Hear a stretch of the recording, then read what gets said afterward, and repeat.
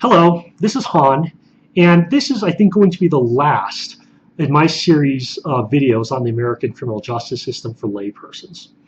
And in this video, I want to talk a bit about jurisprudence. And in jurisprudence, we're kind of talking about the philosophy of law and the philosophy of the criminal justice system. Like my video on how we apply the death penalty, this is going to be a bit more opinion than fact. And so,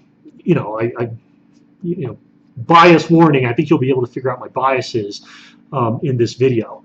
So we have a criminal justice system, and the question is, what is the criminal justice system for?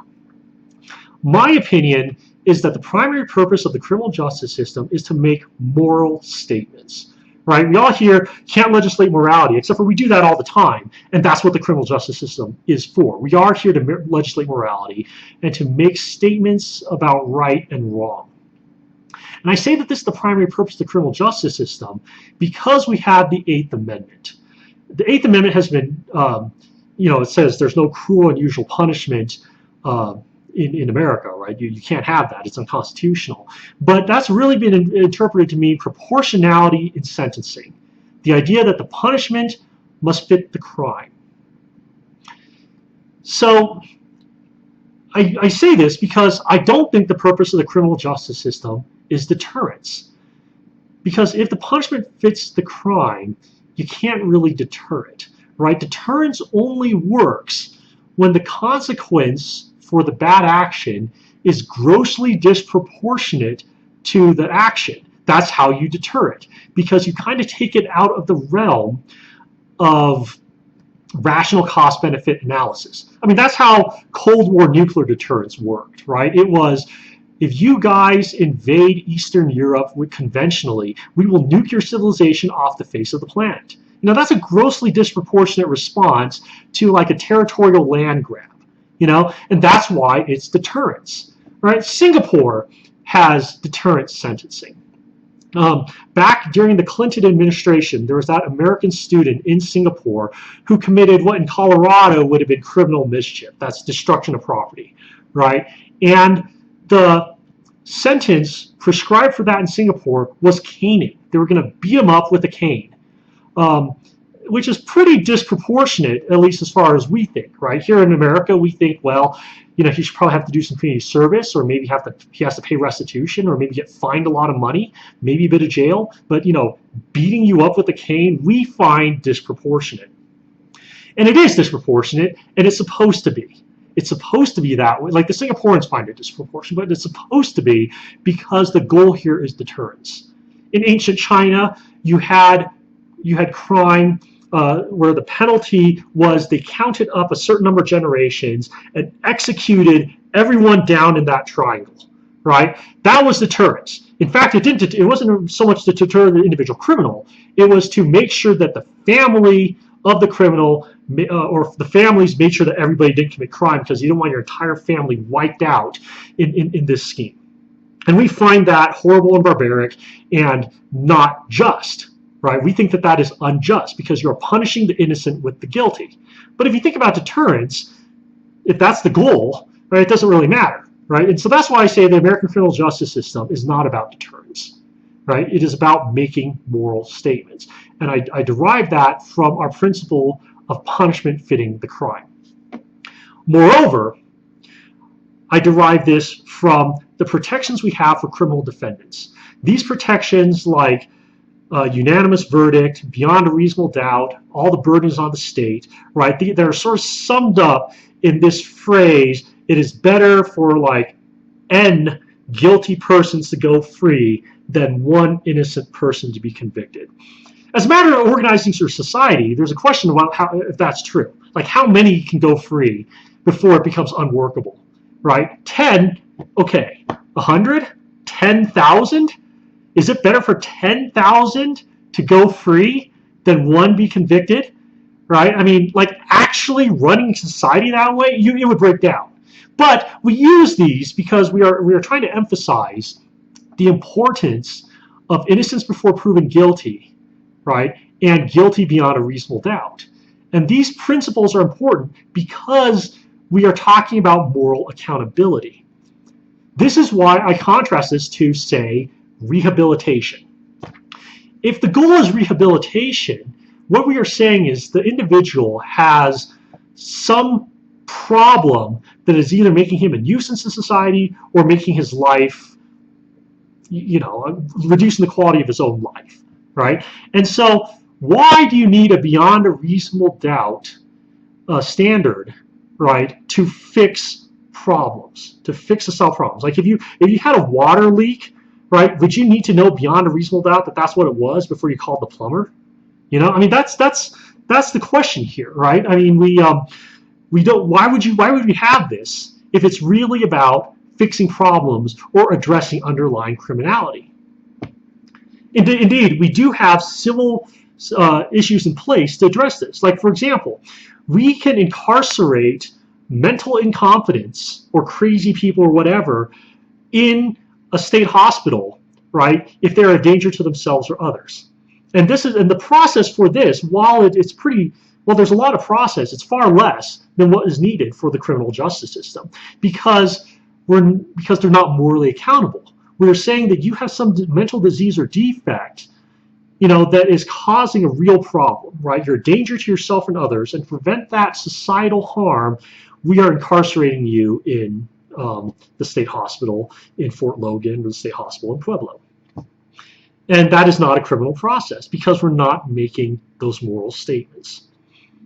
So we have these goals of sentencing, right? We have rehabilitation, we have deterrence, we have isolation. What isolation means is that it kind of like doesn't deter you, it just prevents you from committing crime for the period you're isolated, so it's I mean, a lot of times we see sex offender sentencing this way, that you're an incorrigible sex offender, we can't fix you, and so we're just going to keep you in prison for as long as we can because I know that while you're in prison, you're not out there raping non-prisoners. I mean, there's this prison rape problem in America, but that you're not out in the society committing your crime, right? You are a burglar, you're a habitual burglar, we can't fix you, so as long as you're in prison, you are not out there burglarizing people. So there's isolation, and then there's the moral statement. And of these, I think the moral statement part of this has been lost in America, and we are largely all about rehabilitation. The moral statement is what is called punishment, right? That's why where certain crimes are punished harsher than others.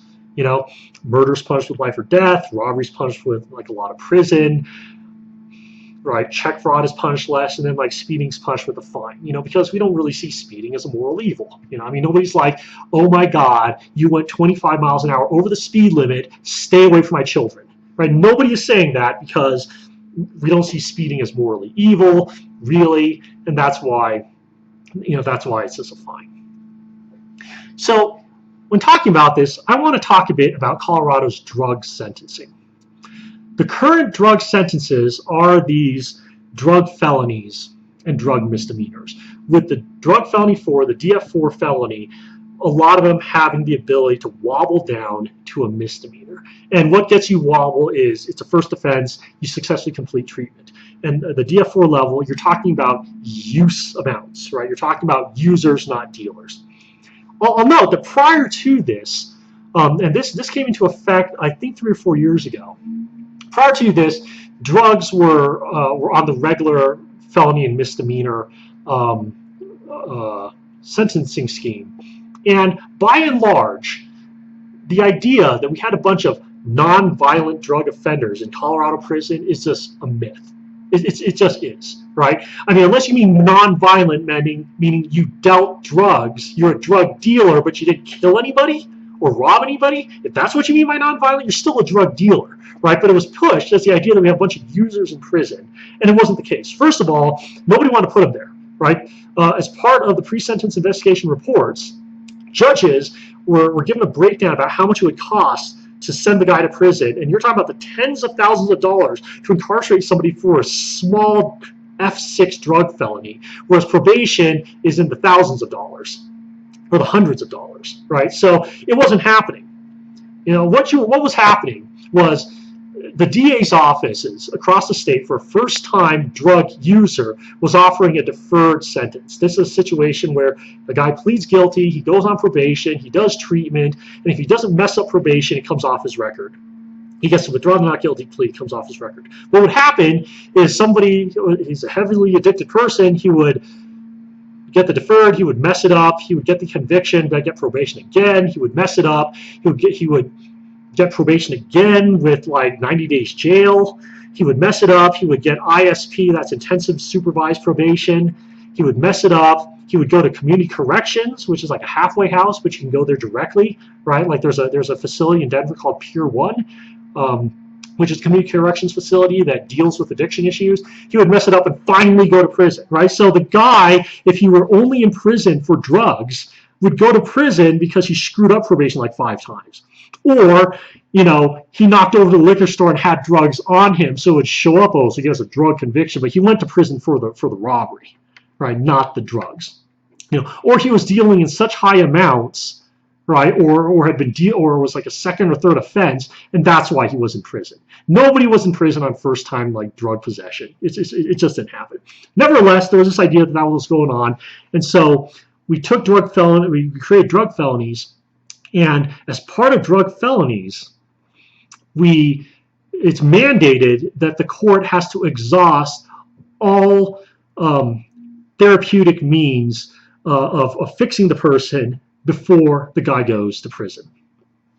So I don't think that the legislature, and by extension, the people of Colorado, thinks that drugs should be criminal, but yet they are, right? We clearly do not see drug use as evil. There's no moral problem here, right? This is seen as a societal ill that needs to be fixed, right? We need to socially engineer these addicted people into like clean living or something, which is why instead of punishing them for using drugs, we're going to get the government involved in their life even more by putting them on probation or in drug court or whatever for years on end while we try to fix them.